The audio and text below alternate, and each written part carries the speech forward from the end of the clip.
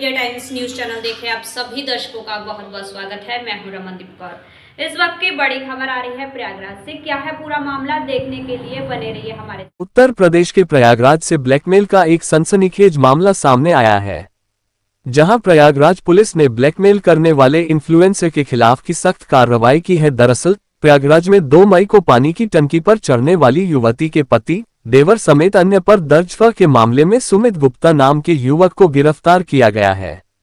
Police का कहना है कि वादी अधिवक्ता और युवती की एआई जेनरेटेड तस्वीर वायरल करने में ये भी शामिल था। इसने अपने इंस्टाग्राम अकाउंट कॉल मी सुमित से फोटो वायरल किया और फेसबुक अकाउंट से वायरल कराया। 22 साल का यह आरोपी बैरहना का रहने वाला है और उसके पिता का नाम विनोद कुमार गुप्ता है। उसके कब्जे से एक आईफोन बरामद किया गया है, जिसका इस्तेमाल फोटो अपलोड करने में किया गया। आरोप है कि 2 मई को उसने एक अन्य इन्फ्लुएंसर और पत्रकार संग पीड़ित अधिवक्ता और युवती की AI generated photo social media accounts पर वायरल की। सोशल मीडिया पर ए जेनरेटेड वीडियो फोटो बनाकर सोशल मीडिया पर पोस्ट करने को लेकर अधिवक्ता, एक पत्रकार व 2 इन्फ्लुएंसर पर मामला दर्ज कराया था। पीड़ित ने तहरीर में आरोप लगाते हुए अधिवक्ता समेत एक पत्रकार, 2 इन्फ्लुएंसर पर मामला दर्ज कराया था। आरोप है एक वकील के साथ एक पत्रकार और 2 इन्फ्लुएंसर द्वारा महिला का अर्धनग्न वीडियो और आई जेनरेटेड फोटो फेसबुक पर पोस्ट कर ब्लैकमेल किया गया। मामले में कैंट पुलिस ने कार्रवाई करते हुए एक सोशल मीडिया इन्फ्लुएंसर को गिरफ्तार किया है। सोशल मीडिया इन्फ्लुएंसर की पहचान सुमित के रूप में हुई है, जो प्रयागराज के बहराना इलाके का रहने वाला है। वहीं जब सुमित को पुलिस मेडिकल के लिए जा रही थी तो सुमित पुलिस को धमकी देता नजर आया। वही दिया गया है। 22 साल के लड़के ने याद रखना, 22 साल के लड़के ने झुका दिया। बोलो नहीं चलेगी। क्या आप बता दे रहा हूँ, अगली बार कोई मेरे घर घुसा बिना वर्दी के तो मैं भी 2 टुकड़े में, सामने वाला भी 2 टुकड़े में, ठीक है? और डरना नहीं है किसी से भी। सुमित के समर्थन में कैंट थाने पहुंचे इन्फ्लुएंसर कानूनी कार्रवाई में बाधा डालते दिखाई दिए और पुलिस मुर्दाबाद के नारे भी लगाते दिखे। वहीं आरोपी अधिवक्ता के संग सुमित का वीडियो भी सोशल मीडिया पर वायरल हो रहा है।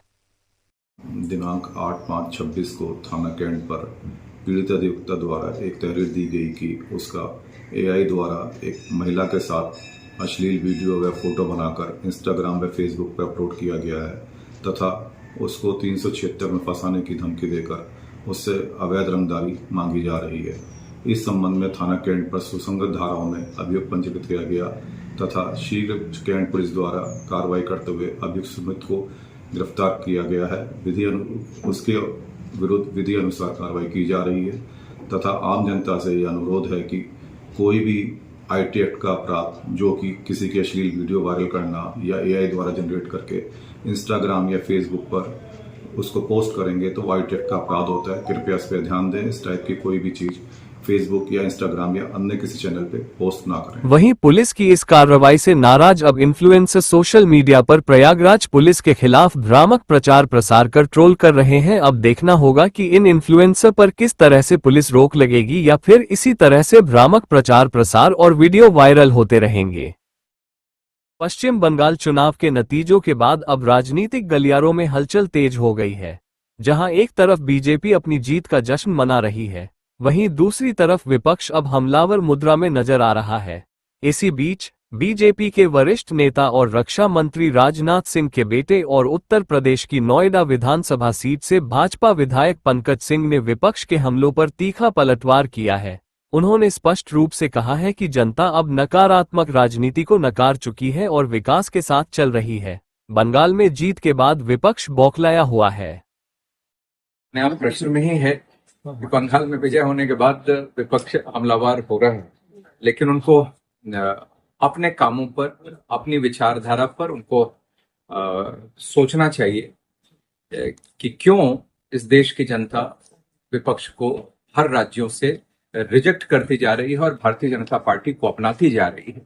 क्योंकि सभी राज्य अब ये चाहते हैं कि उनका भारत के 2047 में भारत एक विकसित राष्ट्र के रूप में जब स्थापित हो तो सब चाहते हैं कि उनका अपना योगदान भरपूर उसमें हो।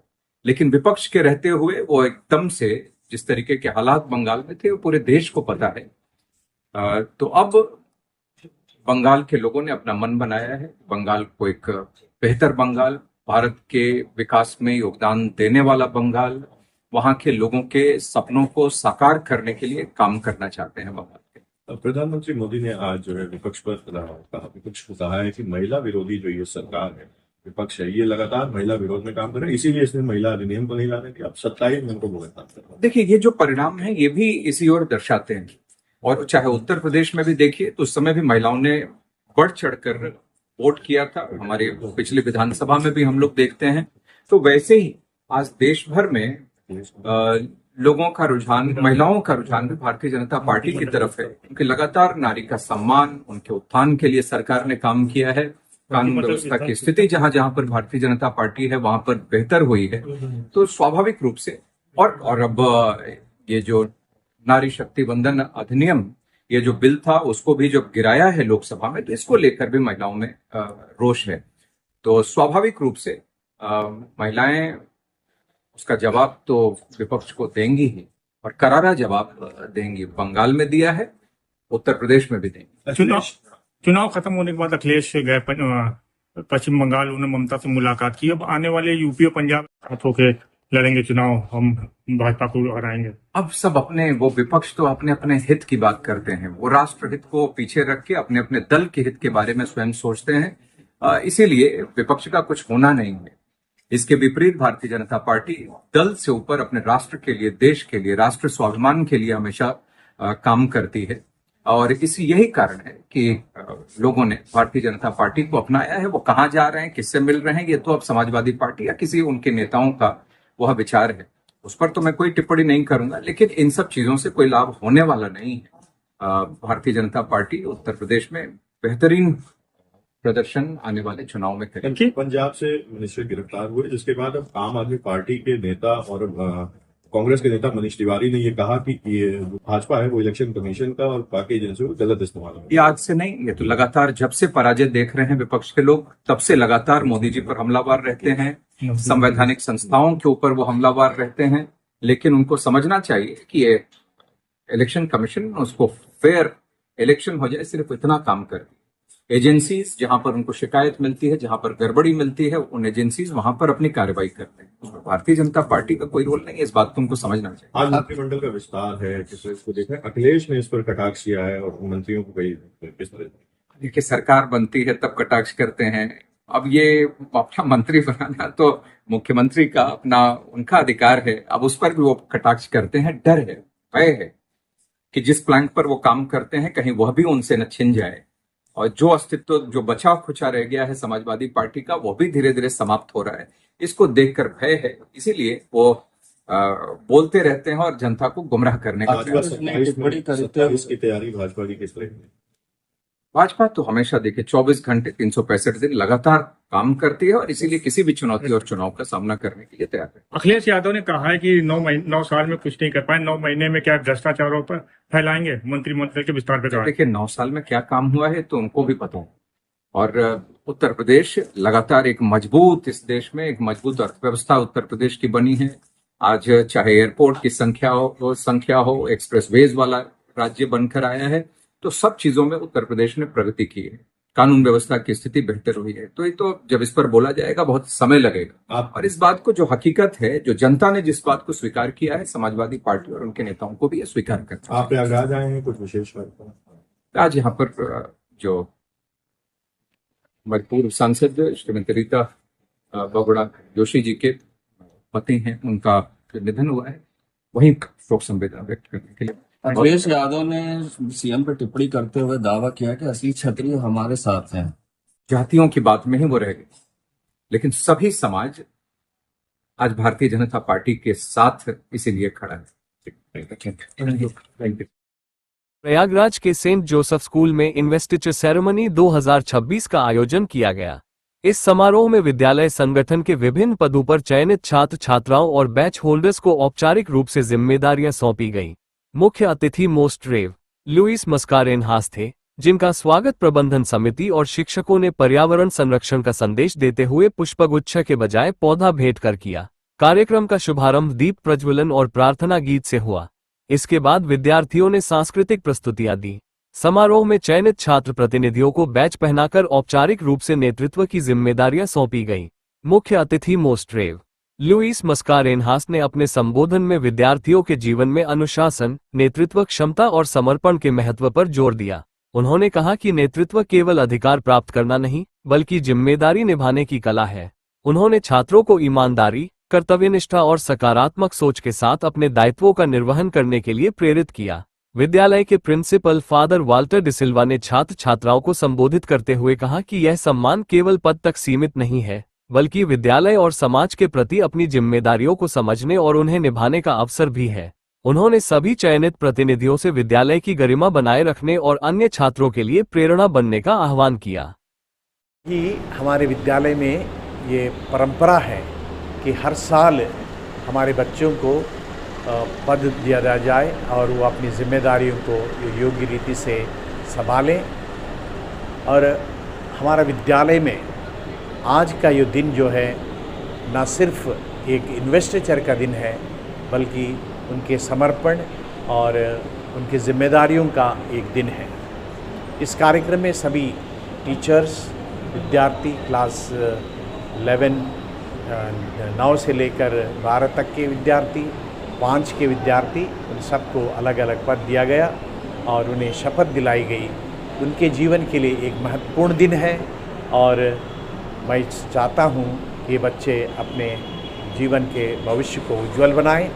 और सेंट जोसेफ्स कॉलेज अक्सर इस बात के लिए समर्पित है ताकि हमारे विद्यालय में न सिर्फ पढ़ाई, अक्षर ज्ञान और इस प्रकार के नहीं, बल्कि उनका पूरा का पूरा चरित्र निर्माण हो जाए, एक अच्छा जीवन आगे उनको सुरक्षित रखा जाए। इसलिए इस कार्यक्रम का आयोजन किया जाता है। मेरा नाम बिशप लुइस मस्करेनस है, bishop of Roman Catholic डायोसिस of Allahabad. Coaching में मामूली कहा सुनी खूनी वारदात में बदल गई और युवक की गोली मारकर हत्या कर दी गई। मामला प्रयागराज के होलगढ़ इलाके का है। इलाके के ही हिमांशु और साहिल यादव कोचिंग में पढ़ते थे। मामूली बात पर दोनों में छोटी सी कहासुनी हुई थी, तब साहिल ने बाद में देख लेने की धमकी दी थी। हिमांशु अपने 2 दोस्तों के साथ नहर के पास था, तभी साहिल ने तमंचे से उस पर गोली दाग दी। हिमांशु को उसके दोस्त अस्पताल ले गए, लेकिन तब तक उसकी मौत हो चुकी थी। हिमांशु की मां की तहरीर पर साहिल पर मुकदमा दर्ज हुआ है। पुलिस उसकी तलाश कर रही है। आज दिनांक 10 मई को दिन में 12 बजे थाना प्रभारी होलागढ़ को सूचना प्राप्त हुई कि सुबह 10 बजे के आसपास थाना होलागढ़ में स्थित टोडी पुरवा नहर पुल के पास हिमांशु पुत्र संजय निवासी जौनी का पुरवा राजापुर चौबारा थाना होलागढ़ उम्र 18 वर्ष को गोली लगी है तथा उसके 2 साथी उसको अस्पताल लेकर गए हैं। इस सूचना पर तत्काल थाना पुलिस अस्पताल पहुंची, जहां पर उपचार के दौरान एसआरएन अस्पताल में हिमांशु की मृत्यु हो गई। प्रथम दृष्टया मृत्यु गोली लगने के कारण प्रतीत होती है, परंतु मृत्यु का सही कारण जानने हेतु पंचायतनामा भर पोस्टमार्टम की कार्रवाई की जा रही है। घटनास्थल का मेरे द्वारा तथा फील्ड द्वारा निरीक्षण किया गया है। इस संबंध में जानकारी करने पर हिमांशु की मां के द्वारा साहिल यादव पुत्र महेंद्र यादव निवासी चंदेल का पुरवा थाना होलागढ़ पर घटना कारित करने का शक जताया है, जिसको हिमांशु के साथियों द्वारा भी तस्दीक किया गया है।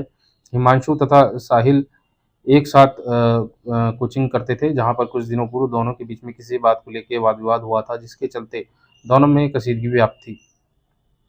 हिमांशु की मां के द्वारा साहिल यादव के खिलाफ नामजद तहरीर दी गई, जिसके आधार पर थाना होलागढ़ में सुसंगत धाराओं में अभियोग पंजीकृत किया गया है। घटना के अनावरण हेतु तथा अभियुक्तों की गिरफ्तारी हेतु टीम का गठन किया गया है। शीघ्र ही अभियुक्तों की गिरफ्तारी सुनिश्चित कराते हुए गुणदोष के आधार पर विवेचना की जाएगी। मौके पर शांति व्यवस्था कायम है। प्रयागराज के शाहगंज के गढ़ी कला में बच्चों के खेलने पर छत से पानी डाला गया। इस विवाद ने इतना बड़ा रूप लिया कि 2 पक्षों में जमकर मारपीट हो गई। एक पक्ष ने शख्स को जमकर पीटा। आरोप है कि एक पक्ष ने दूसरे पक्ष के घर से पैसा और सामान भी लिया। इस विवाद में हुई मारपीट का वीडियो भी सामने आया है।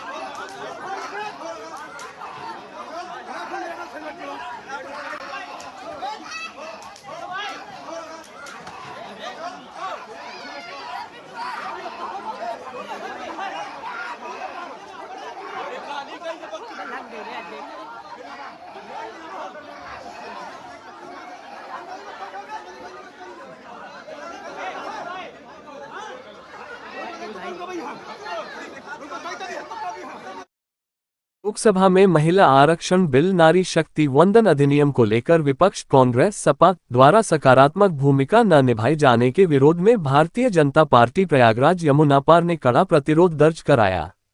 भाजपा यमुना पार महिला मोर्चा के नेतृत्व में रविवार को महिला जन आक्रोश रैली निकालकर इलाहाबाद लोकसभा क्षेत्र के कांग्रेस सांसद के आवास का घेराव करते हुए धरना प्रदर्शन किया गया। इस जन आक्रोश रैली में बड़ी संख्या में महिला कार्यकर्ता एवं आम नागरिक महिलाओं ने सहभागिता की। महिलाओं ने हाथों में तख्तियां लेकर जमकर नारेबाजी की तथा विपक्ष पर महिला विरोधी मानसिकता रखने का आरोप लगाया। कार्यक्रम का नेतृत्व भाजपा महिला मोर्चा की जिला उपाध्यक्ष शोभा द्विवेदी ने किया। इस अवसर पर महिलाओं ने कहा कि संसद में महिलाओं के सम्मान और अधिकारों के लिए उठने वाली आवाज को दबाना देश की नारी शक्ति का अपमान है। इस दौरान भाजपा महिला मोर्चा की जिला उपाध्यक्ष शोभा द्विवेदी ने कहा कि देश की आधी आबादी के अधिकारों पर राजनीति करना विपक्ष की महिला विरोधी सोच को दर्शाता है। नारी शक्ति वंदन अधिनियम पर समर्थन न देना महिलाओं के सम्मान के साथ विश्वासघात है। भाजपा महिलाओं के अधिकारों के लिए सड़क से संसद तक संघर्ष करती रहेगी। उज्जवल रमन हाय हाय उज्जवल रमन होश में आओ, विरोधियों तुम होश में आओ, भारत माता की जय घोष के साथ प्रदर्शन जारी रहा। भाजपा जिला मीडिया प्रभारी दिलीप कुमार चतुर्वेदी ने बताया कि रैली की शुरुआत अशोकनगर दुर्गा पूजा पार्क से हुई। वहां से महिला कार्यकर्ताओं का हुजूम संगठित रूप से कांग्रेस सांसद आवास की ओर रवाना हुआ। सांसद आवास पर पहुंचकर महिलाओं ने नारी शक्ति वंदन अधिनियम को लेकर अपना आक्रोश प्रकट करते हुए घेराव किया और धरना प्रदर्शन कर इसे देश की आधी आबादी के अधिकारों के साथ अन्याय बताया। इलाहाबाद मेडिकल एसोसिएशन प्रयागराज ने दिनांक 10/2/2026 को एमए कन्वेंशन सेंटर में मिंट इवेंट्स के साथ मेगा रक्तदान शिविर का आयोजन किया गया। लाल ये रंग नहीं जीवन है की श्रृंखला 5 इस वर्ष आयोजित की गई, जो कि प्रत्येक वर्ष मातृ दिवस के अवसर पर एक बृहद रक्तदान शिविर का आयोजन होता है, जो इस वर्ष प्रातः 08 बजे से सायं 05 बजे तक हुआ, जिसमें 168 यूनिट का रक्तदान हुआ। इसके मुख्य अतिथि प्रवीण पटेल सांसद फूलपुर थे, जिन्होंने आईएमए के भूतपूर्व राष्ट्रीय उपाध्यक्ष एवं chairman MA blood bank doctor Ashok Agarwal, अध्यक्ष Allahabad medical association doctor Ashok Kumar Mishra के साथ एमए कन्वेंशन सेंटर के प्रांगण में मेगा रक्तदान शिविर को उद्घाटन किया। इस कार्यक्रम का पर्यवेक्षण administrator Allahabad medical association blood bank doctor Anil Kumar Agrawal द्वारा किया गया, तो वही मीडिया क्लब से जुड़े पत्रकार प्रशांत शर्मा ने भी रक्तदान किया और इस दिन उनके माता पिता की वैवाहिक वर्षगांठ होने पर उन्हें रक्तदान के दौरान गाना गाकर डेडिकेट किया। अमा के सदस्यों ने भी रक्तदान किया, जिसमें doctor Subhash Verma, doctor Piyush Mishra, doctor Mona Dubey, दरयुत्स्को सिंह आदि थे। झांसी महबूबा हो मेरी जब ऐसा मैंने सोचा था, तुम बिल्कुल ऐसी हो ऐसा मैंने सोचा था। झांसी महबूबा हो मेरी जब ऐसा मैंने सोचा था,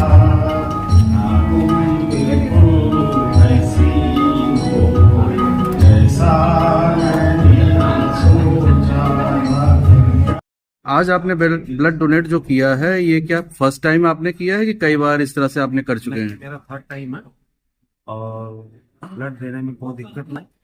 फर्स्ट क्लास मस्ती से ब्लड दिए और आज तो सबसे पहली बात तो जो इंजेक्शन इन लोगों ने लगा करके ब्लड निकाला है, वो पता ही नहीं चला कि कब लगाया और कब निकल गया। तो ब्लड देने से पहले कैसा महसूस हो रहा था, अब ब्लड देने के बाद कैसा महसूस हो रहा है? पहले नाश्ता नहीं करे थे, अब नाश्ता कर लिया, एकदम ठीक लग रहा है। परिचय बताएं। परिचय आपका? प्रशांत शर्मा, मीडिया क्लब प्रयागराज। पूनम संत महिला एवं विकास समिति द्वारा मातृ दिवस के शुभ अवसर पर सिविल लाइन स्थित होटल में एक भव्य एवं प्रेरणादायक कार्यक्रम का आयोजन किया गया। कार्यक्रम में समाज सेवा, संस्कृति, महिला सशक्तिकरण एवं मातृत्व के सम्मान को केंद्र में रखते हुए विभिन्न सांस्कृतिक प्रस्तुतियां, सम्मान समारोह एवं महिला आत्मनिर्भरता से जुड़े विशेष कार्य संपन्न हुए। कार्यक्रम की शुरुआत श्रेया गुहा द्वारा प्रस्तुत भावपूर्ण गणेश वंदना से हुई। तत्पश्चात संस्था की राष्ट्रीय संयोजिका श्रीमती इसाबेल ब्रैंडिश द्वारा स्वागत भाषण एवं अतिथियों का परिचय कराया गया। दीप प्रज्वलन समारोह के साथ कार्यक्रम का औपचारिक शुभारंभ हुआ। इस अवसर पर संस्था की राष्ट्रीय अध्यक्ष आदरणीय पूनम संत जी मुख्य अतिथि के रूप में सम्मिलित हुई। उन्होंने मातृ दिवस के महत्व पर अपने प्रेरणादायक विचार व्यक्त करते हुए कहा कि मां केवल जन्म देने वाली नहीं, बल्कि जीवन को संस्कार, प्रेम और दिशा देने वाली प्रथम शक्ति है। जिस समाज में मातृशक्ति का सम्मान होता है, वही समाज सशक्त और समृद्ध बनता है। देश दुनिया की खबरों के लिए world media times news channel को सब्सक्राइब करें।